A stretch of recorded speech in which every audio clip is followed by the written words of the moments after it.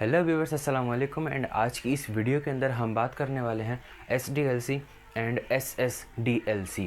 SDLC और SSDLC इन दोनों के बीच में क्या फ़र्क है, तो उसके बारे में हम आज की वीडियो में बात करेंगे।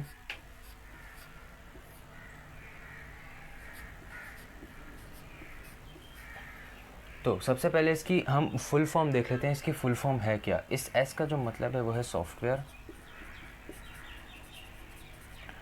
इस D का मतलब है डेवलपमेंट, इस L का मतलब है लाइफ और इसका मतलब है साइकिल। ठीक है।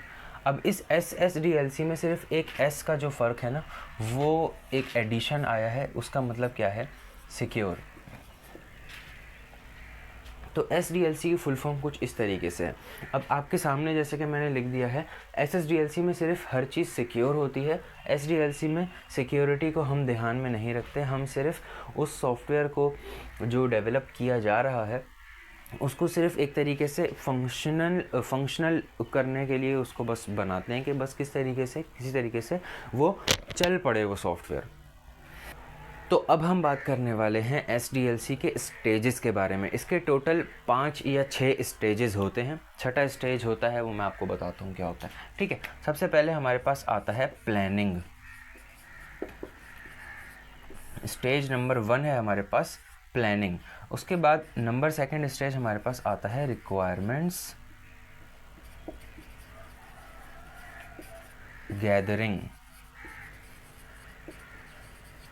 रिक्वायरमेंट्स गैदरिंग हमारे पास है नंबर 2 पे।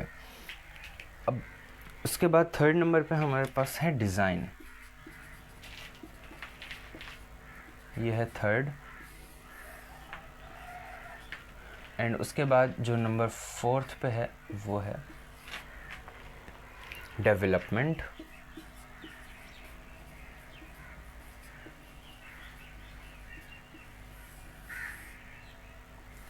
उसके बाद नंबर 5 पे है testing.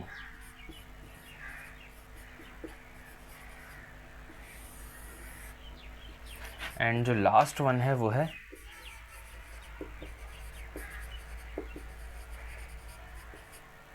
Number 6 which is maintenance. अब हम इन सब को ब्रेक डाउन करके समझेंगे कि SDLC में ये किस तरीके से परफॉर्म किए जाते हैं और SSDLC में ये सारे किस तरीके से परफॉर्म किए जाते हैं। तो सबसे पहले हम SDLC की बात करेंगे। तो प्लानिंग के अंदर हम क्या करते हैं, सबसे पहले प्लानिंग फेज़ के अंदर हम उस सॉफ्टवेयर को या जो भी आप एप्लीकेशन प्रोडक्ट जो भी चीज़ बना रहे हैं, जिसका भी SDLC है, ये SDLC का बेसिकली मतलब ये होता है कि आप जो एप्लीकेशन बना रहे हैं उसको बनाने का पूरा लाइफ साइकिल, उसको किस तरीके से बनाया जाएगा, तो उसमें ये सारे स्टेप्स इन्वॉल्व होते हैं। प्लानिंग के अंदर हम ये प्लान करते हैं कि वो प्रोडक्ट कौन से प्रॉब्लम्स को सॉल्व कर रही है, हमारे कस्टमर्स के या जो भी उसके कंज्यूमर होगा, जो कस्टमर होगा उसकी कौन सी प्रॉब्लम है जिसको ये प्रोडक्ट सॉल्व करेगी या ये एप्लीकेशन या जो सॉफ्टवेयर हम बना रहे हैं ये सॉल्व करेगा। उसके बाद प्लानिंग के अंदर हम ये भी प्लान करते हैं कि वो किस तरीके से होगा, वो सॉफ्टवेयर होगा क्या, ये सारी चीज़ें हम प्लानिंग के अंदर करते हैं। सेकंड, हम रिक्वायरमेंट्स गैदरिंग। प्लानिंग के बाद हम जो रिक्वायरमेंट्स गैदर करते हैं वो ये गैदर करते हैं कि वो एप्लीकेशन बनाने के लिए हमें किन लोगों की ज़रूरत पड़ेगी, क्या सॉफ्टवेयर्स चाहिए होंगे, कौन सी लाइब्रेरीज चाहिए होंगी, किन टेक्नोलॉजीज़ के ऊपर वो सॉफ्टवेयर या एप्लीकेशन बनाई जाएगी। तो इनमें हम रिक्वायरमेंट्स को गैदर करते हैं, हर तरह की रिक्वायरमेंट। डिज़ाइन फेज़ के अंदर हम उसको एक तरीके से आर्किटेक्चर डिज़ाइन करते हैं, उसका फ़्लो डिज़ाइन करते हैं। UI/UX डिज़ाइन होता है कि how this product will look like. जैसे फिग्मा, आपको अगर नहीं पता तो फिग्मा के ऊपर सिर्फ ग्राफिकल यूज़र इंटरफेस और बटन्स और पेजेस, उसका सिर्फ एक ग्राफिकल UI क्रिएट होता है, उसकी बैक एंड और उसके अंदर कोई लॉजिक क्रिएट नहीं होती, उसके अंदर सिर्फ एक यूज़र इंटरफेस और फ्लो क्रिएट होता है। तो वो आता है डिज़ाइन फेज़ के अंदर। डेवलपमेंट के अंदर हम अब कोड लिखना शुरू करते हैं। हमारी डेवलपमेंट टीम जो है वो उस कोड को लिखना शुरू करती है लाइन बाय लाइन। APIs को यूज़ किया जाता है, डेटाबेसेस को इंटीग्रेट किया जाता है, ये सारी चीज़ें होती हैं डेवलपमेंट के अंदर। उसके बाद आती है testing.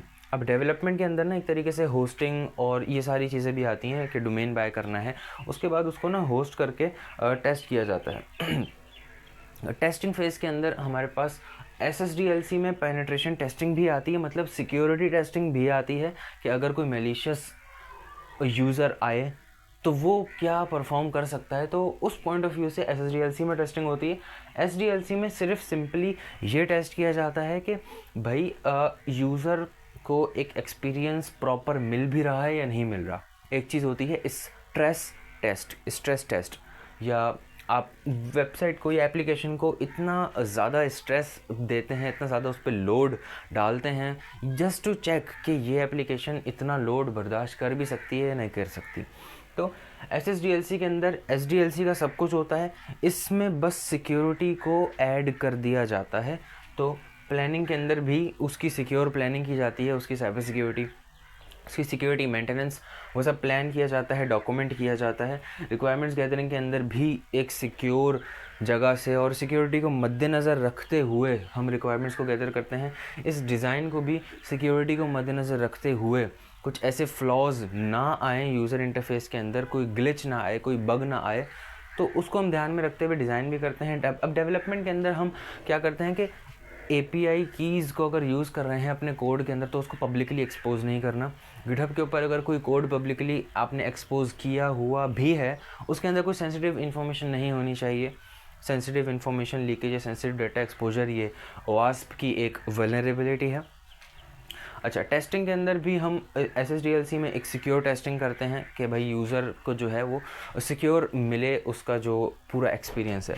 Last one is maintenance. अब मेंटेनेंस के अंदर हम SDLC में क्या करते हैं कि उस वेबसाइट को या एप्लीकेशन को टाइम टू टाइम चेक किया जाता है, उसकी मॉड्यूल्स को अपडेट किया जाता है, यूज़र को फीडबैक लेके यूज़र्स का कि कस्टमर्स को कुछ अगर रिक्वायरमेंट है और उस मॉड्यूल में या एप्लीकेशन में वो चीज़ अवेलेबल नहीं है तो उस चीज़ को अपडेट किया जाता है टाइम टू टाइम रिक्वायरमेंट्स के हिसाब से कि यूज़र को क्या चाहिए।